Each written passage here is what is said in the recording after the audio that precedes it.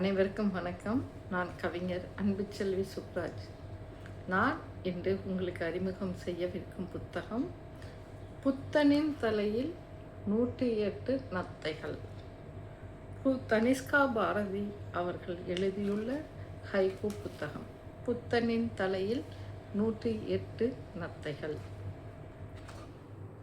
தனிஷ்கா பாரதி அவர்கள் மிகவும் சிறு வயதிலேயே கவிதைகள் எழுதத் தொடங்கியுள்ளார். கவிஞர் இரா. பூபாலன் ரத்னா தம்பதியரின் ஒரே மகள் இவர். இந்நூல் வெளிவரும் பொழுது இவர் பொள்ளாச்சி தனியார் பள்ளியில் 9ஆம் வகுப்பு படித்து கொண்டிருந்தார். ஓவியம், நடனம், கவிதை, கதைகள் போன்றவற்றில் ஆர்வமும் ஈடுபாடும் மிகவும் அதிகம்.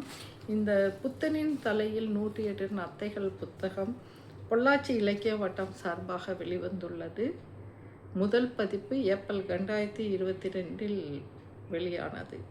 புத்தகத்தின் பக்கங்கள் 88, விலை 70 ரூபாய்.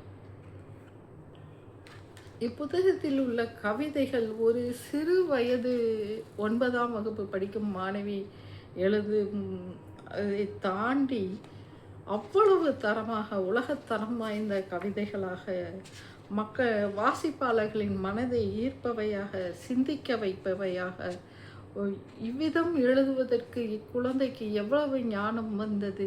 புத்தனின் அருகிலேயே தனது வாசத்தை வைத்துள்ளாரா? வாசம் அருகில் வாழ்ந்து வந்தாரா? புத்தனின் சுவாசத்தை இவரும் சுவாசித்துள்ளாரா என்று எண்ண தூண்டும் வகையிலாக பல கவிதைகள் இந்நூலில் இடம்பெற்றுள்ளன. இவர் நிச்சயமாக இந்த நூலின் அணிந்துரை எழுதியுள்ள முருகேஷ் அவர்கள் குழந்தையை பற்றி கூறும் பொழுது புத்தனுக்கும் பாரதிக்கும் பிடித்த கவி மகள் என்று கூறியுள்ளார்.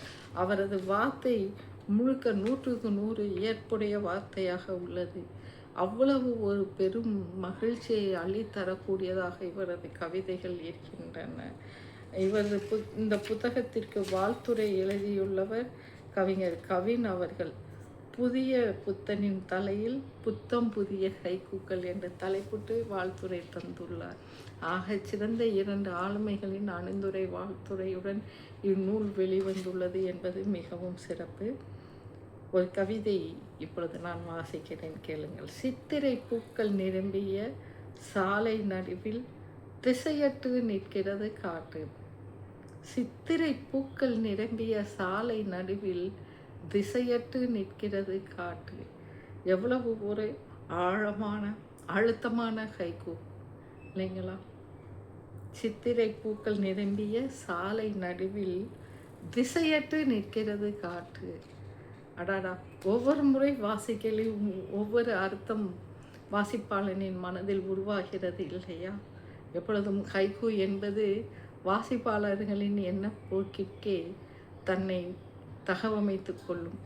அவ்வகையில் பல நூலில் இடம்பெற்றுள்ள பல ஹைக்கூக்கள் ஒவ்வொரு முறை வாசிக்கும் பொழுதும் மீண்டும் மீண்டும் வாசிக்க தோன்றுகிறது. ஒவ்வொரு முறை ஒவ்வொரு காட்சியோ அல்லது ஒவ்வொரு நிகழ்வோ நமக்கு மனதில் ஊசலாடுகிறது, கண்முன் விரிகிறது என்றால் மிக இல்லை. உலகை துறந்த புத்தனின் தலையில் 108 நத்தைகள். உலகை துறந்த புத்தனின் தலையில் 108 நத்தைகள். ஆசையை அறுத்தால் என்ன? தேடி வந்து தலையில் கிரீடமாக அமர்ந்த நத்தைகளை என்ன செய்ய முடிந்தது புத்தனால்? தவத்தில் இருந்தார் அல்லவா? உலகை துறந்த புத்தனின் தலையில் 108 நத்தைகள். அந்த தலைப்புக்கேற்ற அற்புதமான ஒரு அருமையான கவிதை. இந்நூலினை கவிஞர் தனிஷ்கா பாரதி அவர்கள் என்னை எப்பொழுதும் ஊக்குவிக்கும் கவிஞர் சோலை மாயவன் அவர்களுக்கு காணிக்கையாக செலுத்துகிறேன் என்று கூறியுள்ளார். மிகவும் அற்புதமான அருமையான இந்த நூலினை நீங்கள் அனைவரும் உண்மையில் வாங்கி வாசித்து சுவைக்க வேண்டும். 8ஆம் வகுப்பு படிக்கும் பொழுதிருந்தே எழுதத் தொடங்கியவர் 9ஆம் வகுப்பில் இந்நூல் வெளிவந்துள்ளது. உண்டியலின் ஒவ்வொரு சேர்க்கைக்கும் குளிக்க பார்க்கிறேன். ஒவ்வொரு குழந்தைக்குள்ளேயும் அந்த மனசு இருக்கும், பெரியவங்களுக்குள்ளேயும் அந்த மனசு இருக்கும். நாள் பணம் போட்டாலும் குளிக்க பார்த்துருவோம். திரும்ப அடுத்த நாளே நம்ம திரும்ப கொஞ்சம் பணமோ பைசாவோ போட்டால் திரும்ப ஒரு தடவை குலுக்கி பார்த்துட்டு தான் வைப்போம். இது மனிதனின் மனத்தின் இயல்பு. அந்த இயல்பை சொல்லுக ஒரு அழகான ஹைகு. உண்டியலின் ஒவ்வொரு சேர்க்கைக்கும் குலுக்கி பார்க்கிறேன். அடாடா! குவளையில் விழுந்த ஒரு துளி மழை. குவளையில் விழுந்த ஒரு துளி மழை சர்க்கரை இல்லாமலேயே ருசிக்கிறது. எவ்வளவு அற்புதம்! குவளையில் விழுந்த ஒரு துளி மழை சர்க்கரை இல்லாமலேயே ருசிக்கிறது. கண்ணிமையை உரசி சென்ற பட்டாம்பூச்சி. கண்ணிமையை உரசி சென்ற பட்டாம்பூச்சி ஒரு நொடி தேவதையானேன். கண்ணிமையை உரசி சென்ற பட்டாம்பூச்சி ஒரு நொடி தேவதையானேன். ஆஹா! உண்மையிலேயே தனிக்ஷா பாரதிக்கு உலகியல் அனுபவங்கள் அளவுக்கு அதிகமாக கிடைச்சிருக்கா, இல்லை இந்த உலகத்தோட இயற்கை காட்சிகளை உணர்ந்து உள்வாங்கி எழுதுறாரா, இல்லை உணர்வுகள்லாம் அவங்களுக்கு இயற்கையோட படிமமாக கலந்து சில கவிதைகள் எழுதியிருக்காங்க. எப்படி இவங்களால் இந்த அளவுக்கு ஒரு குழந்தையால் நுணுக்கமாக எழுத முடியுது அப்படிங்கிற ஒரு வியப்பை இந்த நூல் எனக்கு தந்தது. ஒரு பெரும் கவிஞர் அவர்களுக்கு இணையான கவிதைகளோடு வெளிவந்துள்ள புத்தகமாகவே நான் புத்தனின் தலையில் 108 நத்தைகள் புத்தகத்தை பார்க்கிறேன். பலகனி குருவிக்கூட்டின் நுழைவாயிலில் தினமும் சொருகுகிறேன் பூக்களை. பூஞ்சோலை கற்களில் படியும் பூவிதழ் சாயம். பூஞ்சோலை கற்களில் படியும் பூவிதழ் சாயம். இப்படி காட்சிகளோடு சேர்ந்த பல கவிதைகள் மிகவும் அருமையாக இருக்கிறது.